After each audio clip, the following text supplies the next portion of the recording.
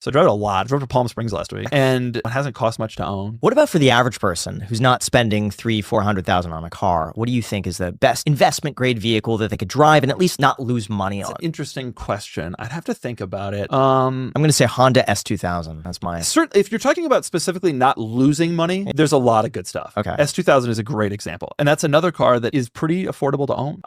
Porsches, lower level Porsches, came in Boxster, don't really depreciate all that heavily, especially if you buy them pretty depreciated. And honestly, they're pretty reliable. People think German and they get worried, but Porsches are pretty reliable. Even lower level 911s, 996s and 997s, the early 2000s. There's a lot of cars like that you can do kind of generally okay with. Even Corvettes, C7 Corvettes, like 2012 era Corvettes, are kind of hitting bottoms of depreciation curves and are just not expensive to own and drive and operate. I would probably pursue things like that. Where enthusiasts get into trouble is the BMW M3s, the cars that are wonderful and fantastic, but problematic. You have to be a real enthusiast who's willing to spend money to have that experience. And those cars can be troublesome. Yeah. What do you think about the 2000s manual Gallardos? Yeah. Do you think, because they're not that expensive. They're not as expensive as they deserve to be. After having all of these car YouTubers on the podcast for long, I've always liked cars and I always thought the Gallardo was cool because that was kind of as I was growing up. You'd see that car. It was the most common Lamborghini that you see. It's like, oh, supercar. I always liked the car. And it's kind of convinced me to look into the market a little bit. And it seems reasonable.